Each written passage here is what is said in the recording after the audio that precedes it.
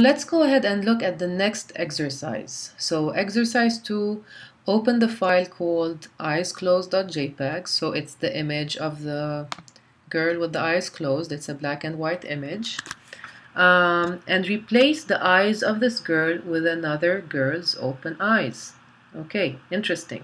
How do we do that?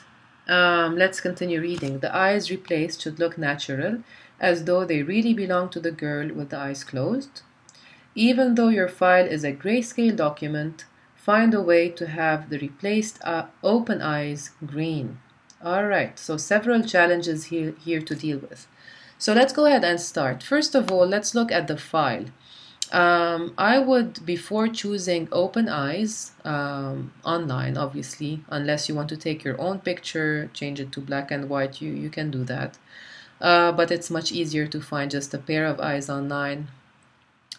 Before doing that, let's look at the file size. So if I go to image size, you see that this image is 900 pixels wide and 1058 pixels high, which means that when you find the image that you like online of the open eyes, it shouldn't be a minute image of like 100 by 100 pixels, because then you'll have to stretch it up, you will lose resolution, and it will look horrible. It won't match, right?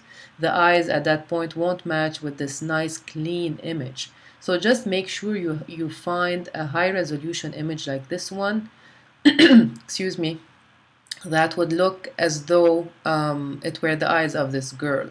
So let me click OK. And then I already found a pair of eyes right here. I googled and I found, a black and white pair of eyes.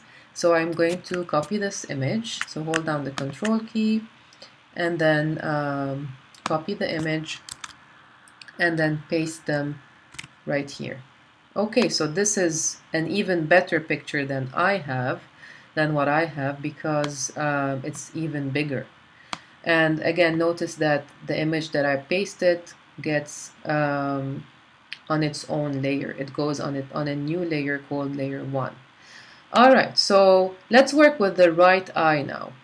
The first thing to do always when you bring a new image to Photoshop, you don't want to ruin it. So what I would do is just duplicate this layer. So click on the layer and drag it down into this icon of layer and then release, and a duplicate is created for you. So now you can just hide layer 1, and you may need it in the future because you may make a mistake with what you're working with on the layer 1 copy. Now what I want to do on layer 1 copy is just use the lasso tool and just roughly make a circle selection around this eye, including the eyebrow. Okay, and then I want to do Command C and then Command V. When I do Command C, Command V, the new pasted part of the image gets pasted on a new separate layer. So that's wonderful. Okay, now I can also hide layer 1 copy. And now I will go to the Move tool and just move the eye a bit to get a feel of what's happening. Now in reality, I only need the eye. I don't need the eyebrows, right? Because, I mean, the eyebrows are fine. It's not part of the assignment requirement. All we want to do is just open the eyes. Okay, so again, what I can do this time is again take the lasso tool and draw a circle or an ellipse around my eye, only the eye. And what I want to do here is get rid of the eyebrow and everything else. Okay, so to get rid of what's outside the selection, how do we do that? If I hit delete right now, it's going to delete the eye because it selected the eye. It selects what's inside the selection. If I want to select what's outside the selection, I can go to Select in the menu and then Inverse. Okay, so what happened now is that Photoshop selected everything for me outside this selection of the ellipse. And then I can hit the delete button so that I get rid of everything else. And to deselect, Command D. So I really think that this method of, working on the assignment with you in these lecture tutorials and showing you how to do things is a much better approach than telling you, okay, to select inverse, you go to select inverse, which definitely won't make sense unless you have an example, a real example that you're working with. So hopefully you're benefiting from this practice. Okay, so this is the eye layer. Let's give it a name. Double click on layer 2 where it says layer 2 and then call this eye right. Okay, now obviously you notice that this eye is much bigger than the eyes of the original image. So let's go ahead and hit Command T so that we scale this eye down. So I'm going to hold down the Shift key, hover over the top right corner and drag it down. And using my judgment, I feel this is good enough, and then I will hit Enter.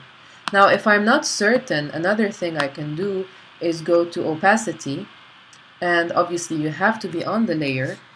Click on the opacity slider and slide it down, like let's say to 56 or so, and then hit Enter, so that you take the eye and then position it over the right eye and realize that, oh boy, even though I reduced the size of this eye, it's still quite big, right? So using opacity, you can see through and realize that you still need to scale your eye down. So again, I'm going to hit Command T and then scale this down even more. Okay, I guess this is fine now. And then hit Enter, and obviously put the opacity back up to 100. Okay, so this is great. We're doing great. Let me show you one thing. In case your layer, by mistake or whatever, happens to be under another layer, so let's say your layer is right here, and then you have other open layers and you can't see where your layer is, you can just select it and drag it up, okay, and then release. Or what you can do is hold down the Command key and click on the right bracket, and that moves your layer upwards. Okay, so I'm going to hide these again. So this is wonderful. Now what we need to do is clean the mess, because as you can see there are edges. I see like gray here, and then I see the sudden white. So let's go ahead and clean these edges. So let's zoom in first of all. Okay, to move my image, I'm holding down the space bar, and then when you hold down the space bar, the cursor transforms to a hand, and the hand allows you to move your image to your liking. Alright, so now we want to erase these edges. So I'll take the eraser tool and obviously use a soft brush, not a hard brush. And to close this panel, you can hit the Escape button, which is the top left button on your keyboard. And obviously this brush is a very, very big brush. You don't need to use such a big brush. So let's choose a smaller brush by clicking on the left bracket key on our keyboards. And I guess, something like this works fine. And now obviously make sure you are on the eye right layer, and then try to erase the edges so that the eye looks like it's blending with whatever is underneath. Okay, so this is an example. Obviously you have to find your own eye, your own set of pair of eyes that works for you. Okay, wow, very nice. I still feel this eye is a bit big for this face. I'm going to scale it down just a bit. Okay, and then let me zoom in